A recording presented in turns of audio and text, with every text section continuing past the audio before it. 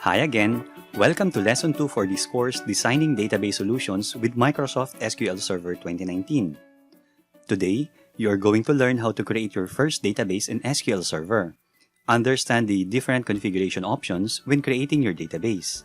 Create a simple database table and understand the different types that you can use to structure it. Finally, you learn how to add records to your table using the SQL Server Management Studio Table Editor. Just to clarify things, SQL Server is not a database. It is a database management system that consists of a database engine used to manipulate and manage databases. Typically, an end user will use an app like desktop, web, or mobile apps that programmers have written. At some point, these applications will gain access to the underlying data stored remotely or locally. If it is just a single application where multiple users are not required, then there's no need for a database management system. However, for an organization that requires a centralized or even distributed data to be accessed by different application programs simultaneously, then a DBMS like Microsoft SQL Server is a must. DBMS will serve as an interface between the application programs and the physical data files. Typically, SQL Server is installed on a server computer administered by a system administrator, and the one that manages a DBMS is called a database administrator. As a database admin, you don't need to be a database designer. This is a separate task, but it will be a huge advantage if you know how to produce a good database design. What database admins do is to write and enforce procedures and standards for the database to be accessed by different users while keeping it secured and maintains its optimum performance. To create a database in SQL Server, you can use the SQL command using the Windows command prompt or Windows PowerShell. But in this lesson, I'm going to use the SQL Server Management Studio.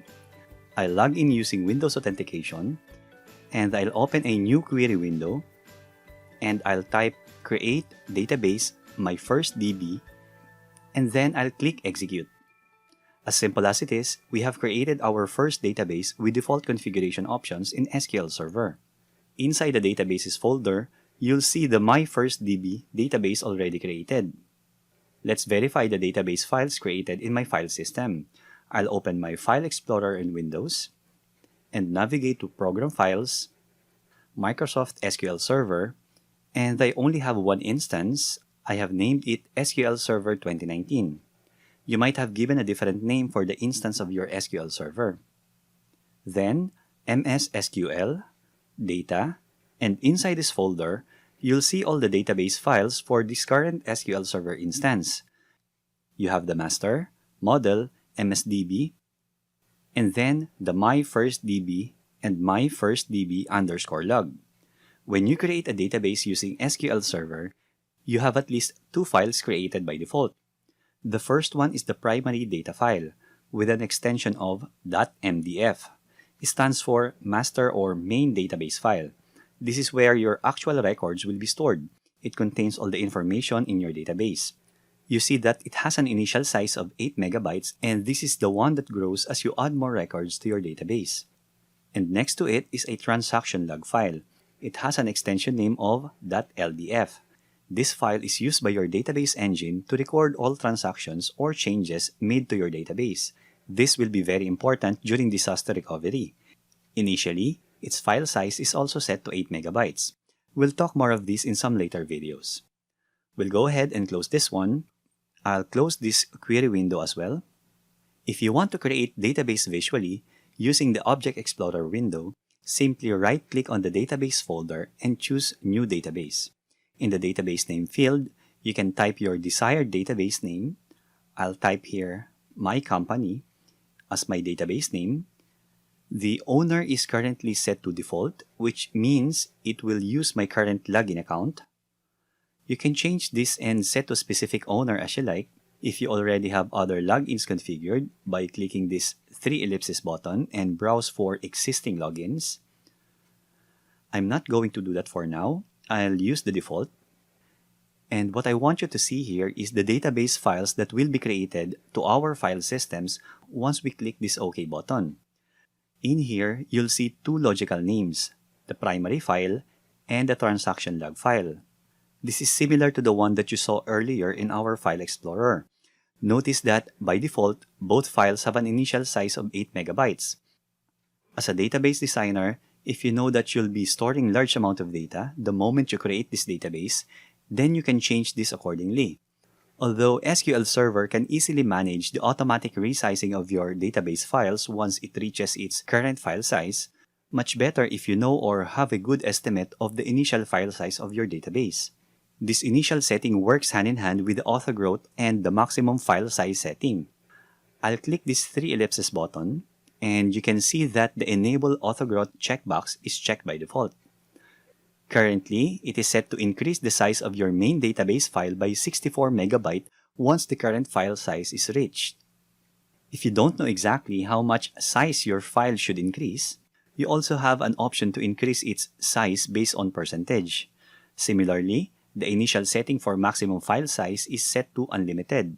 But if you don't want to use the full capacity of your disk for some reason, you can limit it to a specific size.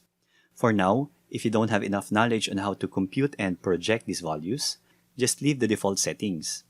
And when the time comes that you already build your skills on database designing and ready to deploy your database for production, you'll realize how this auto-growth setting can have significant implication on the database performance.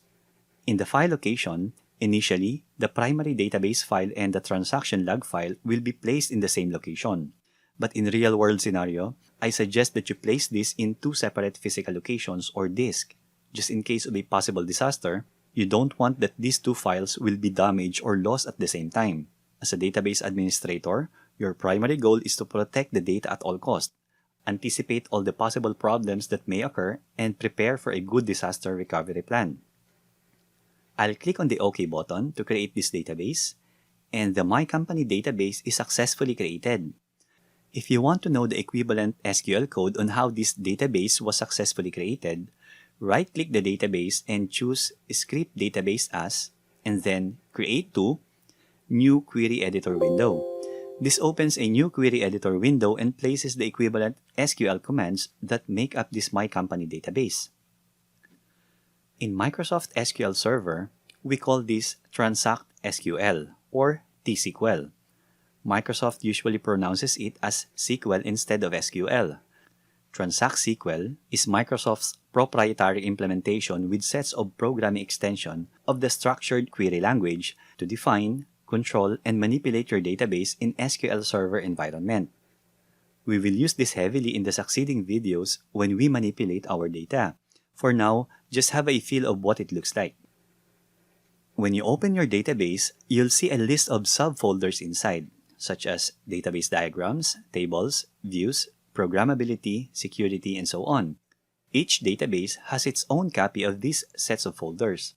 If I right-click on this one more time and choose Properties, you'll see here in the General Page tab the current configuration of this My Company database. Under the Files page, will then be presented again with the same page that we encountered a while ago when creating this database. Note that aside from the primary file and the transaction log file, you can also add an optional secondary data file or files. The suggested extension name is NDF. This will allow you to spread your data across multiple disks. Under File Group page, you can view the file groups or add a new file group to the selected database. File groups can be created to group data files together for administrative, data allocation, and placement purposes. The primary file group is the default file group unless you change it. In the Options page, you'll see the collation, which defines how your record is stored according to the order in the data page. The recovery model is initially set to full, but you have other options here like bulk log and simple. We'll discuss this in some later videos as well. In the compatibility level, you can specify here which SQL Server versions this database will be compatible. You have plenty of other settings here that will not make sense to you as of this moment. I suggest you stick with the default options first unless you already know what you're doing. I'll close this window and go back to my Object Explorer. A table is a collection of related data held in a table format within a database. This is where all the data in a database is stored. Your database may consist of one or more related tables. You can think of a database table as a grid. consisting of rows and columns, similar to a spreadsheet like Excel. Columns pertains to the fields or attributes that make up an entity by which a table represents. Rows pertain to records that are actually stored in a table. Ideally, you have fixed columns in a table, and rows grow as new record is added. So before we add records to a table, its structure must be defined first by specifying the appropriate columns or fields. I'll right-click the Tables folder and choose New, and inside it, you'll see different types of tables to choose from. What we want to do for now is to create a standard data table used for most relational databases. Let's go ahead and click this. Now, let's start defining our columns or attributes for this table. So let's say we want to create a table that stores a record of employees for a certain company. In here, we need to specify the fields that pertain to an employee, like an employee's name, address, contact number, date hired, position, employee ID, and so on. In assigning field names, even though SQL Server accepts spaces in the field names, it is a best practice not to put any spaces to it, say last name. And then, we need to specify what type of data it can hold. We call this data types. SQL Server supports a variety of data types to choose from. So how do you decide then what to use? Depending on what type of data your database table is focused on storing, but most of the time, you will be storing a lot of text-related content. Let's start with characters or string data types. You can see here text and n-text data types, but these two types are kinda old and this will no longer be supported or used in the future releases of SQL Server. So refrain from using these two. If you want to store data that contains any information related to text, like name, address, position, or even data that contains numbers, but will not be used for computations, like contact numbers or passport number, you may choose from any of these four options. Car or char, depending on how do you pronounce it in your region. I prefer to pronounce it as car because it resembles character. We also have ncar, varchar, and nvarchar. So what's the difference? You can decide what type of data you want to store having these following conditions in mind. Does it hold Unicode or non-Unicode characters? And is it fixed length or variable length? Unicode characters are best suited if you want to store information that need to support different languages like Chinese, Japanese, Korean, Arabic, and so on. Using Unicode character types allow your specific fields to hold characters that are not limited to 256 character sets in US English only. ncar accepts fixed-length Unicode characters and nvarchar accepts variable-length Unicode characters. However, non-Unicode characters are best used for English character sets. It is relatively small in terms of storage capacity as compared to Unicode characters, actually half the size, but it doesn't support character sets from other foreign languages. So, char for fixed-length non-Unicode characters and varchar for variable-length non-Unicode characters. So, for example, in a fixed-length character data, if you use ncar 10, it means you can store up to 10 Unicode characters. But if you store less than 10 characters, the remaining characters will be padded with spaces. The important thing to understand is that using a Unicode character type consumes 2 bytes of data per character. So it means if we have ncar 10 as our data type, it will consume 20 bytes of disk space for each entry in this field. This is true even if we stored only one character, as the rest will be padded with spaces. However, if we use char, same concept with ncar, which is fixed length, but the space it consumes is only half the size. So for ncar 10, it only consumes 10 bytes. That is 1 byte per character. In a variable length character data, for example, nvarchar 10, the disk space required depends on how many characters you store. If you only stored 3 characters, then it will consume only 6 bytes. That is 2 bytes per character, which means it can consume up to 10 Unicode characters equivalent to 20 bytes. Varchar, however, is also a variable length, but the space it consumes is only half of the nvarchar counterpart. If we have varchar 10, then depending on the number of characters you stored, 1 byte per non-Unicode character, it can consume up to 10 bytes. You can also use varchar max or nvarchar max, which can hold up to 2 gigabytes of data. So in this last name field, for example, if I want to store multiple language character set, then I'll use nvarchar. And 50 characters is good. The allow nulls checkbox means, is the last name field mandatory or optional? If I uncheck it, it means that I will be required to fill in the last name field for each record. And if I fail to do so, it will trigger an error to the database. I also wanted a first name for my employee and use the same data type, nvarchar 50. And I will not allow nulls as well. I also want a middle name, nvarchar 50, but this time I want this to be optional. Some people don't have middle name. Then designation. I'll use nvarchar 50 again. Now let's say date hired. Although I can use character to represent this field, there is a much more appropriate data type to use. When working with dates and time, there are several SQL Server data types to choose from. The date data type supports a date range from January 1 of year 1 up to December 31 of year 9999. The format is year, month, and day, and it consumes 3 bytes of disk space. The time data type defines the time of the day. The time is without zone awareness and it is based on a 24-hour clock. The storage size is 5 bytes by default with 100 nanoseconds fractional seconds precision. The datetime type defines a date that is combined with the time of the day with fractional seconds that is based on a 24-hour clock as well. But instead of using this, I suggest that you use datetime2. Datetime2 is considered as an extension of the existing datetime type that has a larger date range, a larger default fractional precision, and optional user-specified precision.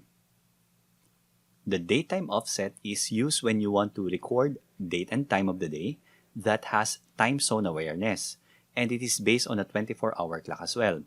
You can also use a small datetime type if you want to store date and time of the day with seconds part always set to 0 and without fractional second. So, for this date hired field, since I don't care about the time component, I'll just set it to date. Then, I also want a monthly salary field. And although I can use character data type here as well, there are more appropriate type when working with numbers, especially if you're going to use it for computations later. Exact numerics for exact numbers that use integer data, you may use any of the following: big int, small int, and tiny int. Ideally, you should use the smallest data type that you can reliably contain all the possible values for your field. For example, tiny int would be sufficient for a person's age because no one lives for more than 255 years old. But tiny int would not be sufficient to contain an employee's monthly salary, for example. If you want to store numbers that have fixed precision and scale, then you can use either decimal or numeric. These two are identical and can be used interchangeably. However, if you are very particular with data types that represent monetary or currency values, then the money and small money data types are useful to accurately store numbers to a 10,000ths of the monetary units that they represent. So in here, although small money is more than enough for a monthly salary, but who knows? Just for this illustration, let's use money. Just to remind you, it will use 8 bytes and take twice the size of small money type. Suppose that you're good with this. Let's go ahead and save this table. Giving names to your table is very important. Although you can name it anything you like, but ideally, it should be descriptive enough to identify what type of record it holds. Usually, you make it plural. Since it can store one or more records that represent the name of the table, in here, let's give it a name of employees and click OK. In the Tables folder, there you'll see the newly created table. Aside from the table name, you'll also see the word DBO prefixed to it. DBO stands for Database Owner. This DBO here is just a default schema or logical container of your database objects like table, views, or stored procedures, when you first create your database by default. You can create your own schemas to allow you to better manage your object's namespace, but we'll do that in some other video. I'll close this table design and I'll right-click on this employees table and choose Select Top 1000 Rows.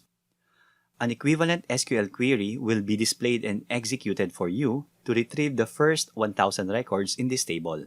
Since this is a brand new table, no records were returned.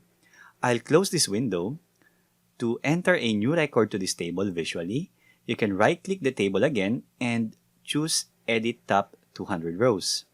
This will open a spreadsheet-like window showing all the fields of this table horizontally in columns. And as you can see, there's no record yet. The null that you see in these fields is not a data, but an absence of a data. If I start typing for a last name value, say Go, then hit Tab, then Joed for the first name and hit Tab again, you'll notice this red exclamation point on each cell appears. It only means that this cell has changed, but the change is not yet committed to the database. I'll continue to type in some values here, and after typing a value in this monthly salary, I'll press Enter key. Now, notice that all the warning is removed. At this point, you don't have to do anything to save this record. Once you press the Enter key, or move away from the current record you are editing, then any changes you made will be automatically committed to the database.